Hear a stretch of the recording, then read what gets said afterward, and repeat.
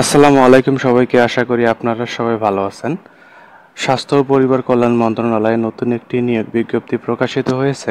সরকারি চাকরি প্রত্যাশিত ভাই ও বোনেদের জন্য এটি একটি দুর্দান্ত সুযোগ। এই নিয়োগ বিজ্ঞপ্তিতে কারা আবেদন করতে পারবেন, কিভাবে আবেদন করবেন এবং আবেদনের শেষ তারিখ কবে তা নিয়ে থাকছে বিস্তারিত। আশা করি ভিডিওটি শেষ পর্যন্ত দেখবেন। আর আপনি আমার চ্যানেলে নতুন হলে অবশ্যই চ্যানেলটি সাবস্ক্রাইব করে রাখবেন পরবর্তী আপডেট পেতে। চলুন দেখে নেই বিস্তারিত। এটি একটি পূর্ণ নিয়োগ বিজ্ঞপ্তি প্রকাশিত হয়েছে ৬ তারিখ ৮ মাস ২০২৫। চলুন দেখে নিই বিস্তারিত। স্বাস্থ্য ও পরিবার কল্যাণ মন্ত্রণালয়।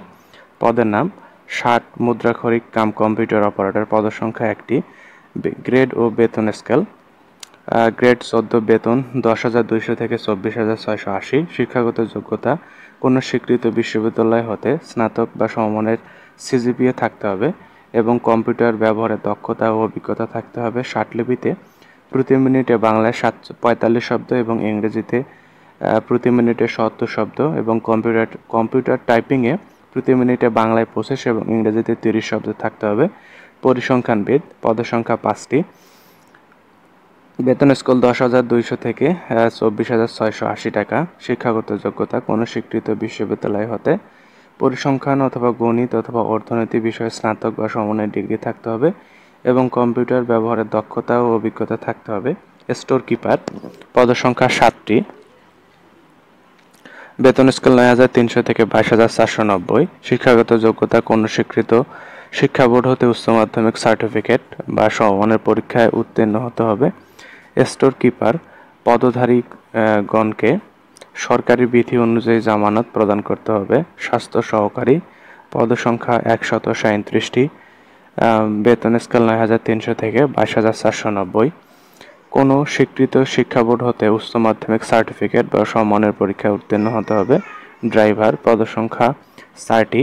শিক্ষাগত যোগ্যতা বেতন স্কেল ৯,৩০০ থেকে ২২,৪৯০। শিক্ষাগত যোগ্যতা কোনো স্বীকৃত শিক্ষা বোর্ড হতে জুনিয়র স্কুল সার্টিফিকেট বা সমমানের পরীক্ষায় উত্তীর্ণ বা অষ্টম শ্রেণী পাশ হতে হবে। বাংলাদেশ সড়ক পরিবহন কর্তৃক বিআরটিএ কর্তৃক হালকা গাড়ি চালানোর বৈধ হালকা ড্রাইভিং লাইসেন্স থাকতে হবে। অভিজ্ঞতা সম্পন্ন চালকগণ অগ্রাধিকার পাবেন। আবেদনের ক্ষেত্রে বিভিন্ন শর্তাবলী। প্রার্থীকে অবশ্যই বাংলাদেশ নাগরিক এবং দিনাজপুর জেলায় স্থায়ী বাসিন্দা হতে হবে, অর্থাৎ এই নিয়োগ বিজ্ঞপ্তিতে আবেদন করতে পারবেন দিনাজপুর জেলায় স্থায়ী বাসিন্দাগণ।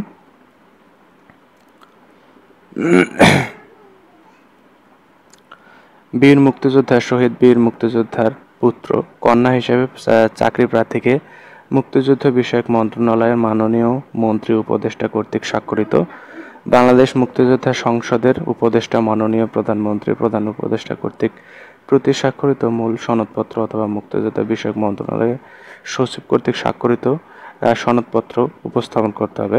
প্রতিবন্ধী প্রার্থীদেরকে সমাজসেবা অধিদপ্তরের অধীন জেলা সমাজসেবা অফিসের উপপরিচালক অথবা সমমর্যাদা সম্পন্ন দায়িত্বপ্রাপ্ত সংশ্লিষ্ট কর্মকর্তা স্বাক্ষরিত প্রতিবন্ধী সনদ দাখিল করতে হবে। প্রার্থী ক্ষুদ্র নৃগোষ্ঠী হলে সংশ্লিষ্ট জেলা প্রশাসকের নিকট হতে প্রাপ্ত সনদপত্র দাখিল করতে হবে। প্রার্থীকে মৌখিক পরীক্ষার বোর্ডের সকল শিক্ষাগত যোগ্যতা, অভিজ্ঞতা, কোটা বা অন্যান্য কোনো সুবিধা দাবির ক্ষেত্রে উপযুক্ত কর্তৃপক্ষ কর্তৃক প্রদত্ত সনদপত্রের মূল কপি, যেমন শিক্ষাগত যোগ্যতার সনদপত্র, প্রয়োজন ক্ষেত্রে বয়স প্রমাণের সনদপত্র প্রদান করতে হবে।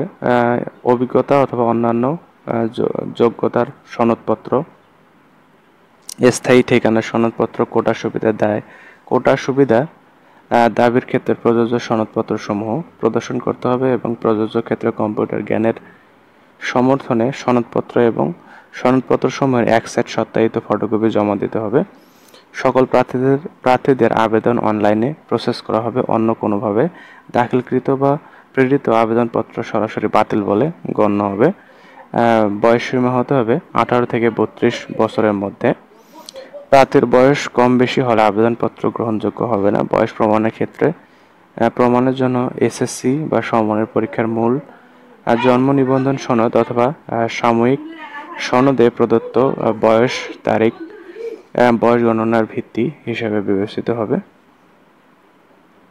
পরীক্ষায় অংশগ্রহণে ইচ্ছুক ব্যক্তি আবেদন করতে পারবেন। সিএস dinas.teletalk.com.bd এই ওয়েবসাইটে আবেদন করতে পারবেন এবং আবেদনের সময়সীমা আবেদন শুরু হবে 7 তারিখ 8 মার্চ 2025 খ্রিস্টাব্দ সকাল 10টা হতে।